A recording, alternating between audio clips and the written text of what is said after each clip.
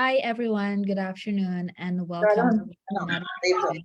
Good afternoon. We're having a conversation on autism today, and we have with us Miss Renat Jordan, and Miss Amanda Mentor Stevens. So, thank you both so much for joining us today. For those who might not be familiar with you, would you mind just sharing some briefs about yourself and the work that you're involved in? How about we start with you, Amanda?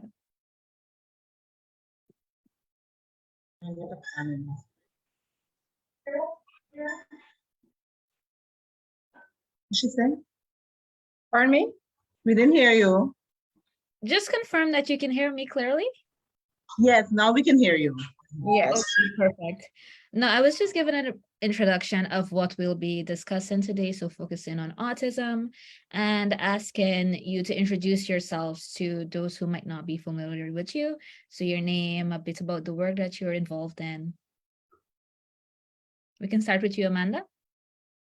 Hi, my name is Amanda Mentor Stevens, and attached to the Diamond Special Needs School for the last 2 decades. Yes, and I love what I do. Thank you for being here. Hello, everyone. My name is Renee Jordan. And like Miss Amanda, I wasn't here a decade, but I'm here a good while. And teaching children with who are differently able, it's a wonderful thing to do. You learn a lot, yes. Thank you so much for being here and for the amazing work that you do. It's incredibly important to ensure that children who have special needs have very great support systems. So I do know that the conversation today will be a very insightful one for those who might not be familiar with the concept of autism and the various challenges and the things that we should all look out for. So I know that you're both involved in the education sector and working with special needs children. What are some of the major major things you would say you often have to contend with when it comes to special needs children and their parents?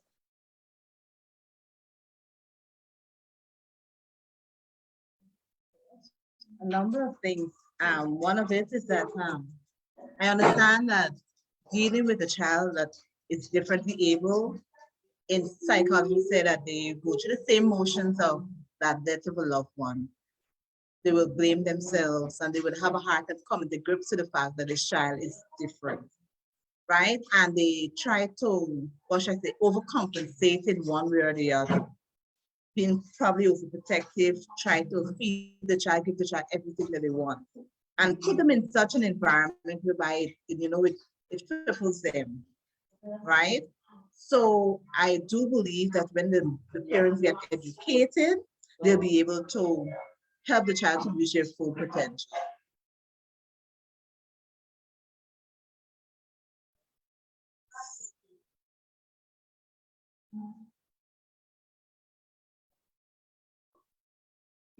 Renee, did you want to add anything to that? Perfectly put. No, not at this moment. Okay, no problem. Thank you. So I see we have Keisha joining us at the moment. We're just going to give her a minute to get her audio sorted and hopefully she can join the conversation. So for those who might actually not be, very familiar with what autism is, what it might look like, to the average viewer, how would you necessarily describe it? Well, it's a more neurological disorder. That is, it more occurs in the brain. Um, and due to the disorder, as we say, it's a neurological disorder. As a result of the neurological disorder, it's result in the child being antisocial. You know, they have they display repetitive behaviors, and like they attach themselves with tingling of some object that they may like fixate on. So to the average person that is out there, in describing autism, I would say to them, it's something that occurs in the brain, and it's a combination of disorders. Social, physical, as it relates to cognitive as well. And it could work from both extremes, right? You could possess a child in such a way that would not allow them to properly talk, and also it possess in such a way that the comprehension skills might not be, up to what we call our standards, or could be way beyond. Sometimes we may refer to them as being antisocial, but it's all happening within their brain, and whatever happens within the brain, that is what is being, yes, displayed. That's really interesting. I do know that when people think of when they think about various mental disorders or challenges, they often think of it more of like physical manifestations rather than, the internal way in which it can affect persons. So that was great to know. I see we have Keisha. Keisha, can you hear us? Could you just confirm that you're here and introduce yourself to those who are watching?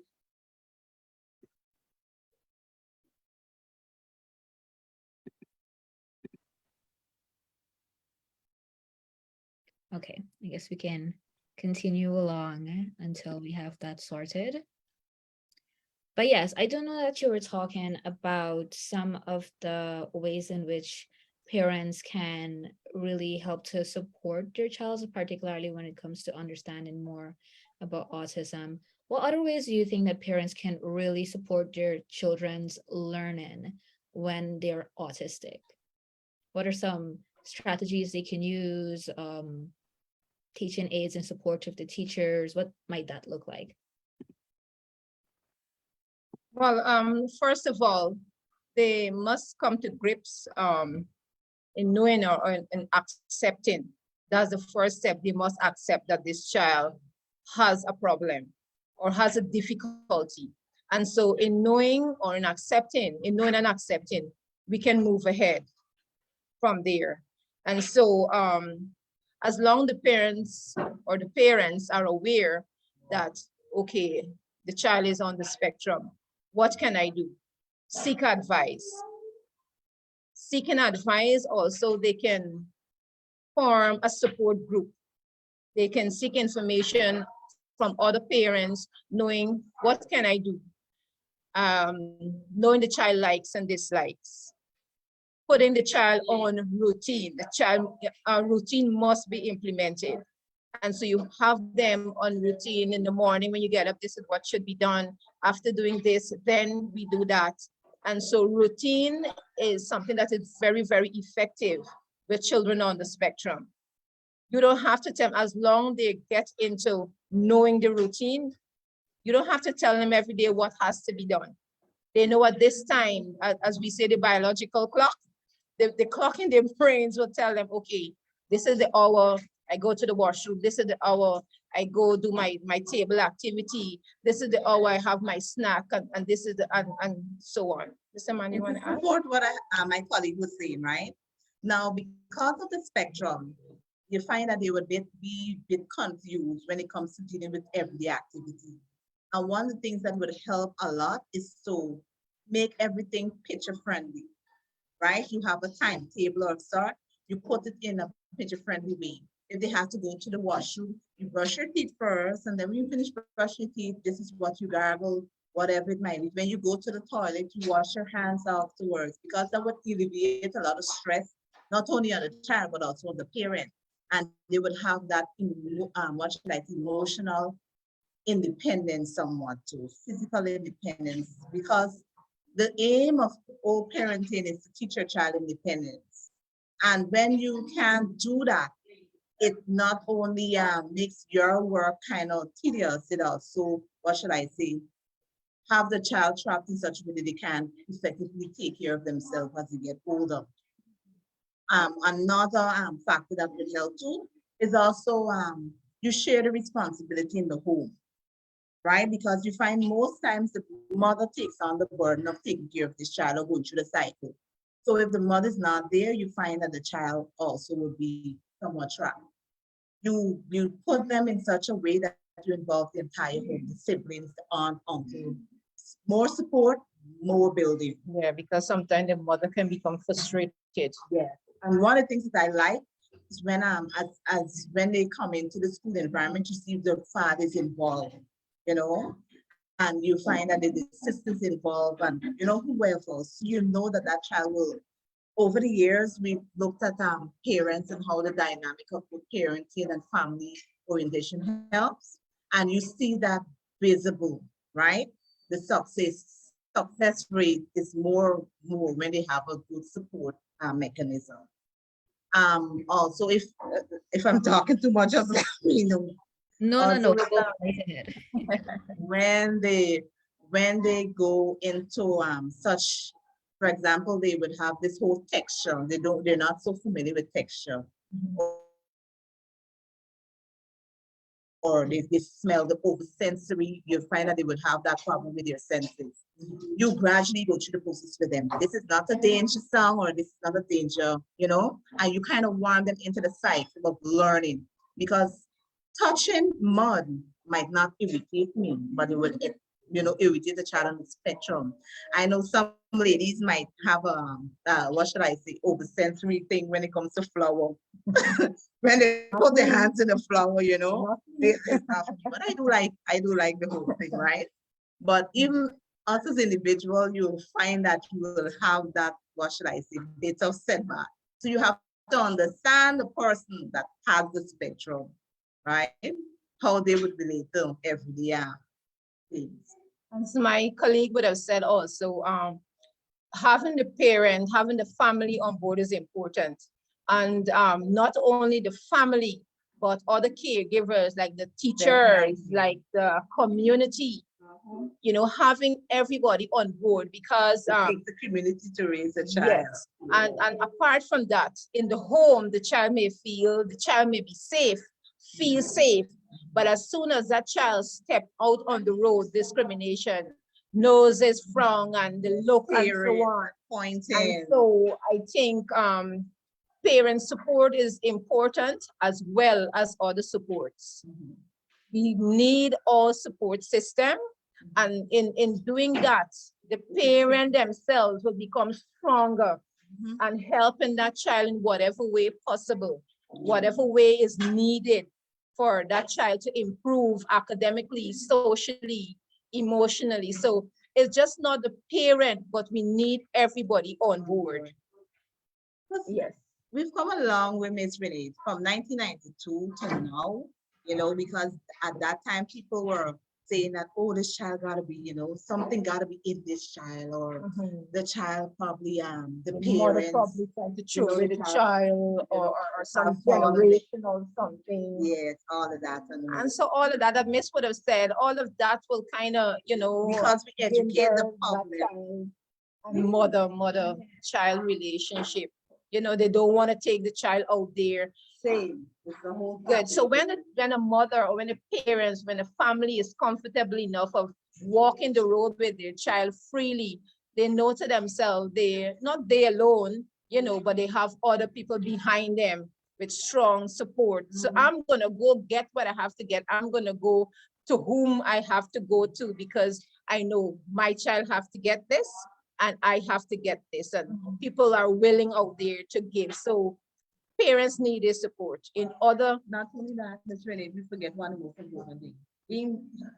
Having a child diagnosed early as possible. Well, I mean, yes. Let's say 10, 15, 20 years ago, we didn't have that. But now it will take a process. It will take time to do because remember, because of the child disability, you wouldn't be able to do everything one day, right? The testing takes a process. So we ask the parents to stay on par with the doctors and the various physicians that will be able to help them because it's not an isolated issue. And we'll be able to, when they come into the school environment, that we'll be able to know where that child is and we'll be able to be better equipped to help, right? So I know it's a whole lot of information, but it's a gradual process and we can be able to do it, right? Just help us help you in that way. No, thank you both so much for sharing all of that. I'm sitting here and I'm just sinking it all in because a lot of this is also new for me too, like learning from, educators in the field. So I think it's really, really important the information that you're sharing. So please talk as long as you want when you're answering questions for sure. You mentioned the need for early intervention and testing and so on. So for those who might be interested in testing their child, what might that process look like? Where could they go and so on?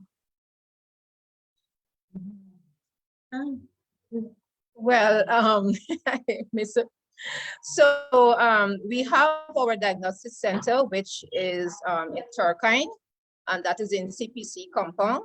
The Potter College of Education. Yes. So in order for the child to be diagnosed, or first of all, to get on board to be diagnosed, they have to call, make an appointment. They could even visit the institution and make an appointment, and one can talk to Miss London or Mr. Keon Chung. He's up there. So you speak to any of the officers and they will guide you into having your child be assessed and diagnosed. And not only that, if the child is already in the school environment, let's say going to nursery or going to primary, and they have not been able to, what should I say, identified, maybe the teacher, the parents might not have been able to get the information that we're given now. The teacher might be able to say, you know what, I think this child is somewhat different from the others. They can also notify their special unit officer, the special needs officer, and she will be able to go through the whole aspect with the parents and all of that. Take them step by step through the process because it's much easier now. It takes a time, right? But it's much easier now to go through the whole steps of what to do in order to be in a special needs school, or to give some bit of therapy help and all of that for persons that are autistic. Okay, there are a number of other things that we could also go, but this is what we have here in Guyana thus far. Yes, Miss would have made mention of if the child is in school, it's easier because as teachers, we the red flag, you always see the red flag. So we make recommendation, and from that recommendation to the parent could go seek the officer's advice. That's at the ministry, Triumph East Coast Demerara. And from the officer's advice there, they can go forward to the diagnostic center. Or as Miss said, from here, they can go straight to the diagnostic center. But no, one thing we forgot to, the fact that now if the child is a bit younger, because the child may have born with normally seeing everything, like the speech is there, child is walking, and all of a sudden at age 2, 3, the child just stopped making eye contact. You know, this is a total red flag. It's like, why is it my child not looking? I will call his name. Is he not hearing? Is she not hearing? Cause concern, right? And with that now, the children, you will have to take them to clinic, right? Yep. And the health provider now, they can be able to make recommendation. I know diagnose, yeah. we've had cases over the years that I would like to say no, but like years ago, the child, you see that their physical signs. However, some healthcare workers are, because it's a touchy issue, they find it hard to actually generally tell the parents your child have a disability, right? So with now that everything is on, I'm thinking that there's more awareness in the fact that you have ads on television, you see billboards, you see printouts and so on. Parents are a little more accommodated when it comes to dealing with it, right? So anyone, any one of the steps, Yes. regardless if the child is a just born, if the child is in primary nursery or even in secondary. so anyone who may be listening to us at this time, in order for your child to be diagnosed, Or you could just walk into a specialty school. then they should be sent to the diagnostic center that is in Sarah Potter College of Education compound. Okay, great, great. That's great information to have. I know you mentioned some of the red flags, some of the ways in which people can negatively treat children in public who are autistic. Would you mind going in a bit about what some of the harmful myths and stereotypes are that surrounds autism that contributes towards those types of receptions? We'll finish today. So Mrs. gonna deal with some of that. But some of the myths, it's basically something like let's compare it to HIV, right? When HIV now was on screen, people didn't want to go next to persons that were HIV because they could have basically breathed it into the air, or they would have been able to look at the person and catch this thing, right? So I think they have similar thing when it comes to traits, when it comes to that, because you find that children that have a disability, other parents might not want their children to associate or play, right, with those that have a disability. Like my child can get just like his child, right? Or you find things like they kind of look different, and I don't want them to after a while these traits might just rub off, or they have some bit of disease. It's like, man, it's so, what should I say? It's so taboo. It's unheard of, right? And some people feel that it's some obium, as you Caribbean term, right? Obium. Because of obium, the child is like that, or because the parents did bad, come on the child. Oh no, Miss Renee, there's so much thing in here about, and they have different things that they would have the child practicing, Yep, right? yep. So And to add, yes, to add, one of the things people think also is that they're gonna grow it out. Children on the spectrum don't grow out the spectrum. It's a neurological something. It goes on you in teach the them brain, you teach them how right? to cope. Yes, so Even coping mechanism. yes, you teach them coping mechanism where they can improve, where they can learn life skill, dressing them, bathing themselves, dressing themselves. But to say that it's gonna be like a fever where, okay, the temperature is gonna be on for a while and then boom, the temperature has gone because you would have taken some medication. Autism spectrum is not like that. So all persons that are out there who may say, yes, my child is going to grow it out. They're not going to grow it out. We as caregivers, as parents, we have to teach them the basic skills in life, and teaching them and reinforcing it if they're going to become stronger in doing things within the community, being contributors of the community. But you don't grow out of autism. One of the things I would like to add to what Ms. Renee said is that basically we have a system of as parents and as caregivers, we don't see the importance of consistency. Today we do something, tomorrow we stop doing it. And it kind of breaks the whole cycle of teaching, right?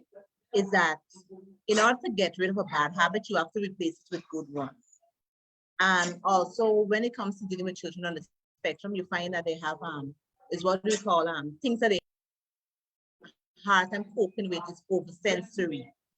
The place is very hot and they would not be able to probably compose themselves like us, maybe to fan or to wipe or whatever. You have to teach that child. When your skin is hot, the first thing you try to cool down, you can use by washing your hands, wash your face. And basically when the child throws a tantrum, you will have to guide that child. Breathe. Come on, let's go wash hands. Let us do this. Let us do that. Take a walk. Let's take a walk. You have to teach them how to deal with the overwhelming emotion. Because not only that, they would have things like, oh, you remember that we had a child one that had this obsession with flicking the lights. Is that the over compulsion of things, right? Flicking the light, flicking the light, flicking the light. Don't flick the light. Try your best not to do this. And, you give them other activities that would help them to, not think about what's going on up here that they have to do. There's a compulsion. They feel that they have to do it. Your life depends on it, right? Also, the eating habits. For example, they might not like maybe crispy stuff, right? Or they would not like textured stuff like maybe food right? Different, different things that might, over in our everyday life that you might take into consideration that might just blow over, they have a hard time dealing with it. Yeah, so it's a entirely different experience for children with autism. So like just being mindful of the ways in which, that disorder affects them can really enable us to ensure we create healthier Yeah, and and just to remind the public also, children with autism spectrum disorder, it's not something catching as my colleague would have said.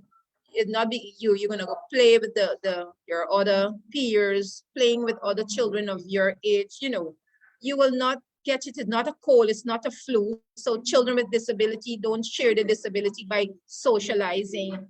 They become more independent. So that's another myth. That's another myth that need to be eliminated out there. Children on the spectrum or children with disability generally is not something that they can share by socializing. Not at all. And another thing is that persons in the community, and we would have dealt with this before, person in the community who may say, it's probably the mother did something wrong. That's why the child turned out the way that the child is, and all of that. Or No an one injection. knows. Or an Yeah. injection, that Or- was one claim. Or old age, women at a certain age, bringing birthing children, that could be one of the cause. And so these misconceptions need, to be, yes, out through the door. We need to find out our information before we go broadcasting it out there, because the kids are like any other kid. The children are like With any everyday other life. children, yes. And so when you add these things to them, it's like, oh, your mother probably did something wrong, or you probably tried to do something when you were pregnant. Come on, it's nothing like that. It's nothing like that.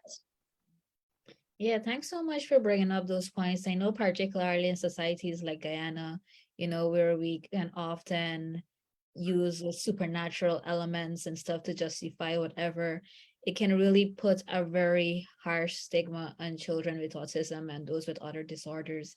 So it's important to keep highlighting the importance of moving away from those types of harmful beliefs. Yes, so true. It's like parents, sometimes the parents would complain to you when traveling in minibuses. Sometimes, these children on the spectrum have some outbursts. They may scream, I've heard and of cases people, they stop the bus and put the child and the mother out. yes, Yes. yes, and They do people, that. conductors or passengers in buses may A say, call about being the training your child is child. naughty, or the child is disgusting. It just outbursts. The child just cannot Can't control. help themselves. They cannot control the emotion. Dealing with transportation Yes. and dealing with all of So those are things out there. It's not the children being naughty. They're being themselves. They're being themselves. So that's another thing also. that. I hope we're Very not bad. talking too much. No. Go ahead, miss. Did you want to add something else? Oh no, I feel like we, No, this you're is really our not. field. This is our field, this is our passion, right? So, when we get a chance to share our thoughts and, about the common misconception about disability, Mhm. we're there. We defend our Right. children by all costs. They're our children. The parent let them go from home and they're here with us. Mojo. A parent was asking the other day, he was a bit skeptical in sending his child to school because of being bullied. So he said, oh no, Not here. nobody come to bully our children, because we sit out there and we watch them play, and we make sure that nobody come to take away anything that belongs to them, Even because the they're parents. ours. Even the parents don't play. Okay, great. Thank you both so much for that. I know that, you're both very passionate for the work that you do, and that is very, very clear, which is amazing. And I know that the education sector itself can often have challenges, of course. So I was curious about what are some of the challenges you've noticed, particularly when it comes to dealing with children with autism within the education sector. What are some of the main challenges that can often come up for you as teachers? Well, some of the challenges that we can identify now is in our immediate surroundings, teachers' attitude. Teachers' attitude. And it's because they are not, yeah, they are not sensitized about the children on the spectrum or special education generally. And so one of the barriers is that if Miss would have mentioned earlier that we have children on the spectrum that can be mild or can go to the extreme. Now, those children on the spectrum that are mild, they can be integrated into a mainstream school. And what happened is that everybody, excuse my word, everybody is being dumped into the special needs school.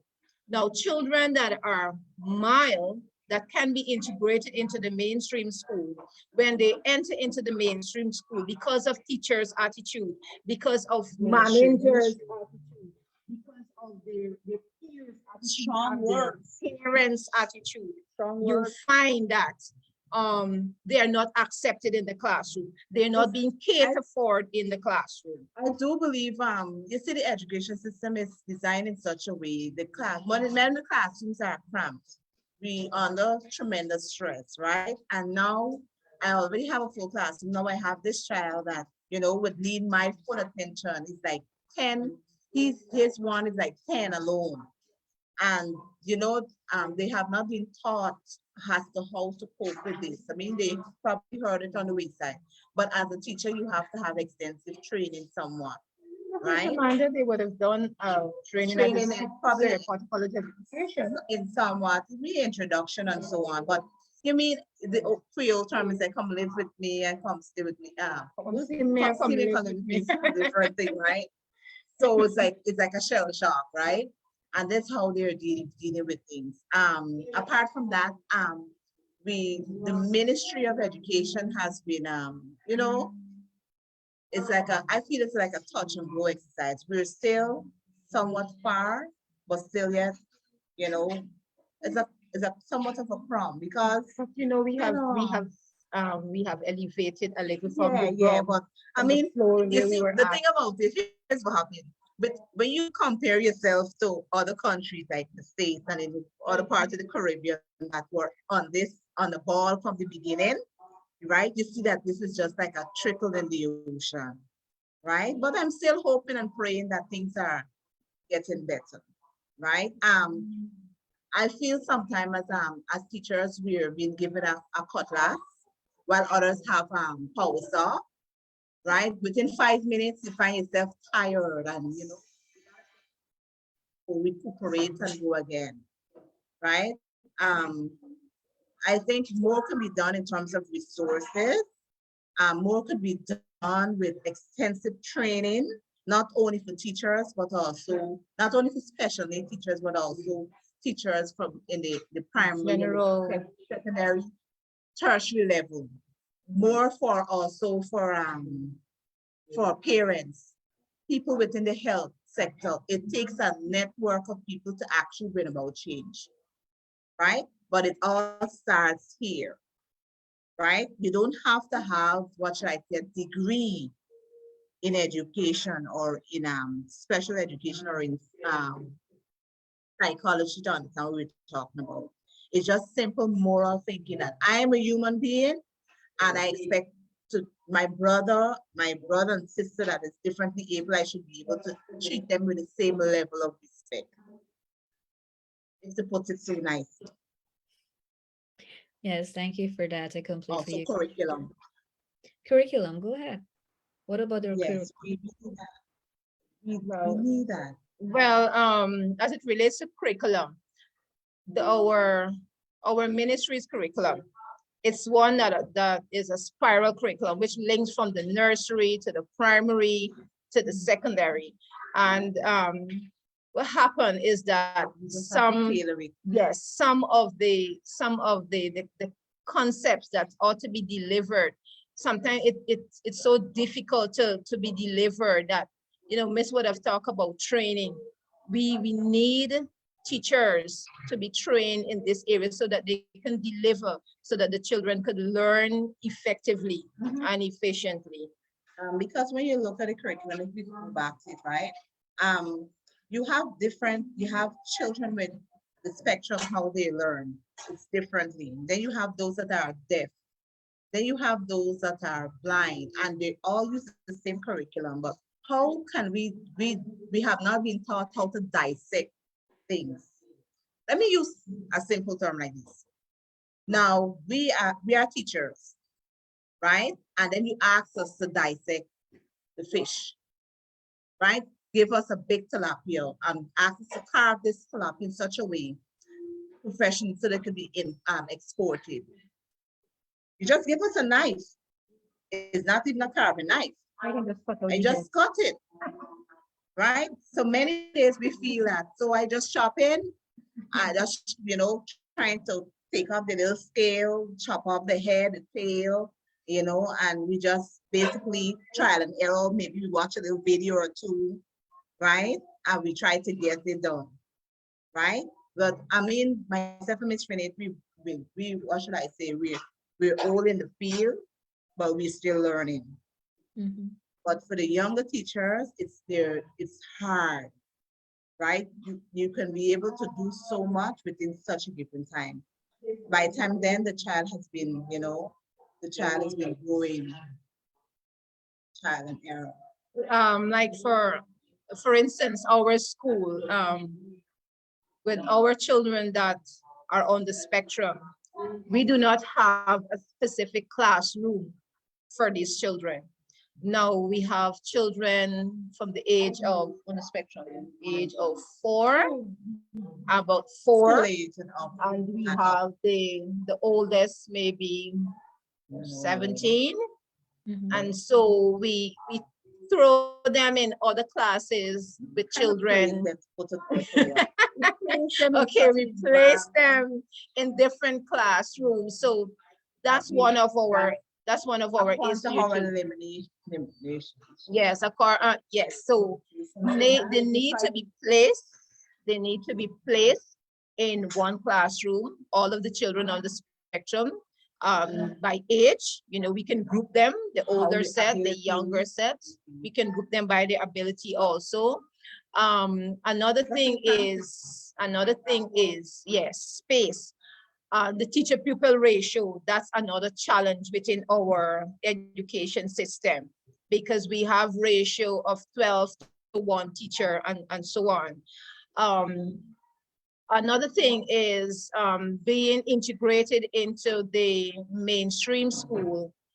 We need additional teachers who can be there with the child, as Miss would have mentioned. You just can't place them there in the mainstream school. Some educator or some assistant, like this, the special need educator, must be placed within that general education classroom where they're going to be assisting that child.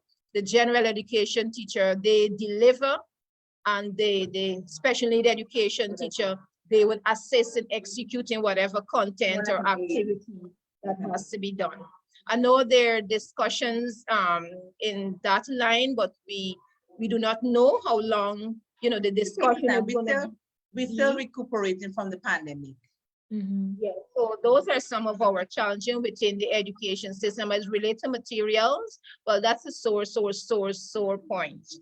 You find, during the pandemic, I find a lot of parents came to the realization that I need to, after being with their children all day, all night, they said they come to the realization that, my child has a disability, they need to come to special needs.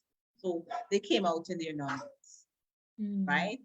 And we're still dealing with, they came and we took them in with loving arms, and we're still waiting for certain things to be done in such a way that will make accommodation for them, right? Even more, right? So I know their hands might be feeling outstretched, but we're waiting here, right? That things will get better. Anxiously waiting, patiently waiting, and all the vocabs that go with it. I don't want to step on any corner or passion, but we're here. I understand that completely. There's a one size fits all approach that tends to happen within the education Yes. sector. And it's very important to realize that there are very specific things that needs to happen for specific populations. So I do hope that that support is forthcoming very soon, because I can only imagine how overwhelming it currently is. Get it Yeah. kind of tied up with what is equality based on what is equity, right? Some of us, we can't work on a level playing field. Some of us would need more assistance than others. So the special needs school cannot be placed in the same playing field as the primary school. We cannot use the same books. We cannot use the same building. We cannot use the same resources.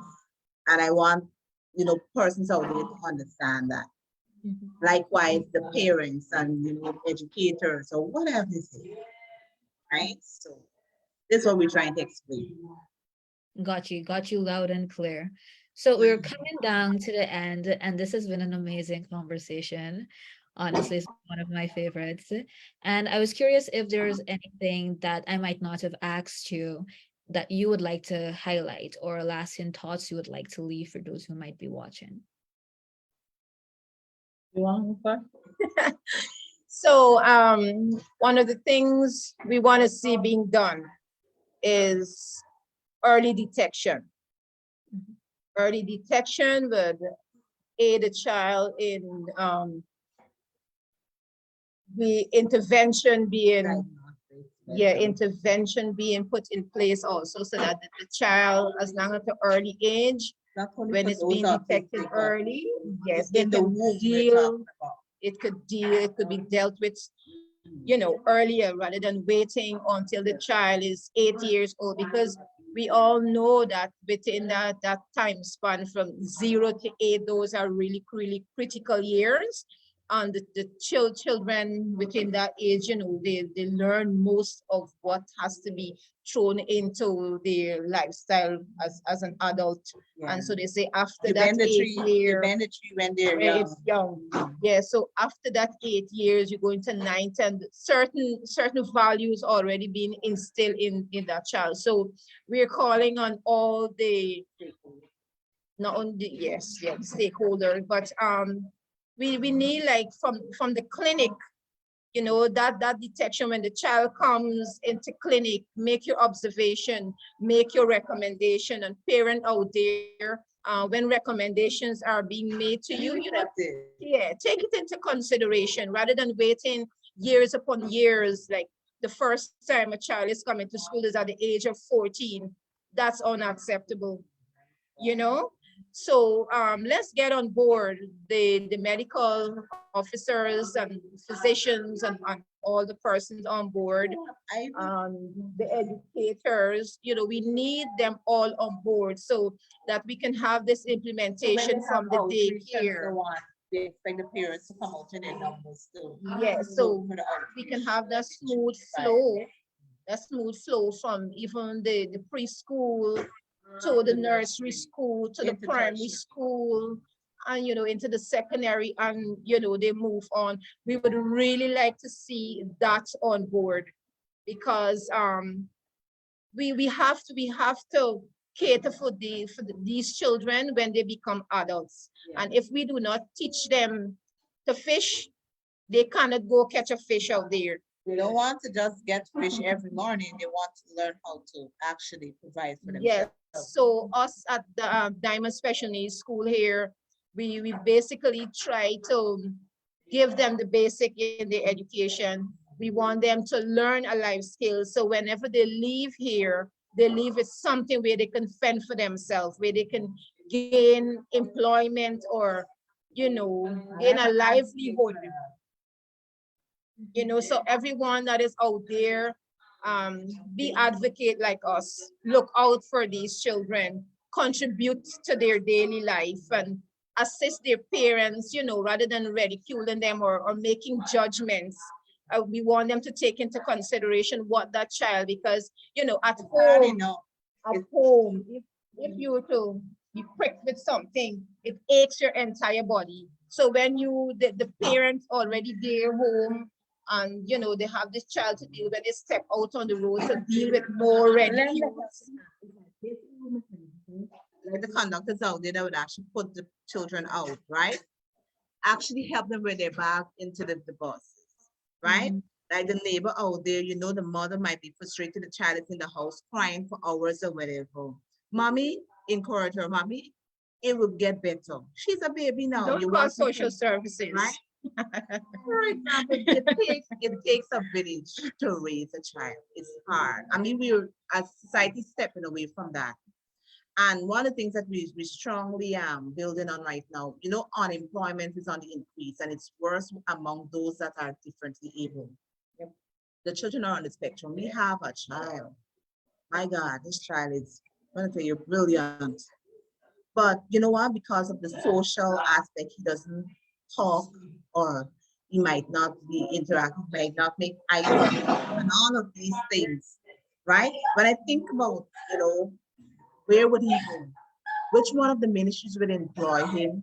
When I think about, my my child that, she's gifted in caregiving and so on, I can see her working in a daycare.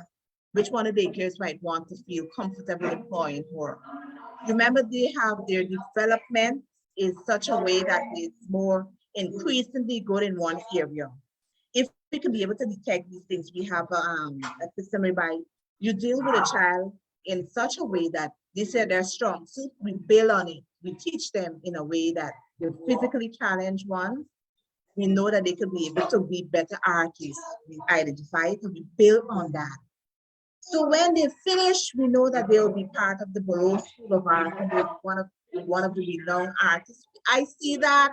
Great chefs. I want y'all to help me. So when I see my children, I was just jump and dance for joy because they're doing that. I know you're pressed for time, but you got to be careful when you ask passionate people to talk about their job. Yes, we need stakeholders to get on board with us too. Help Yes. us wash their hands and make it clean, right? You're asked to do a job, but we're trying to do it under all circumstances. We love you and you take care of yourself and all of that. Thank you both so much for this entire discussion, for sharing all that you've shared. Thank you for your work within the special needs education sector. Complete us a diamond. Yes, quite a happy bunch. Amazing. Thank you so much. I'm sure that anyone who has tuned in has certainly come away from this session knowing a lot more about autism than they did when they just came in. I, for one, am one of those, so I want to thank you especially for that. And yeah, thank you so much for taking the time out of your day. And I hope to chat with you both again soon. Take care. Thank And you don't very forget much. a lot of things. Thank you. Thank you. Bye. I like you. Bye. All right. Good afternoon.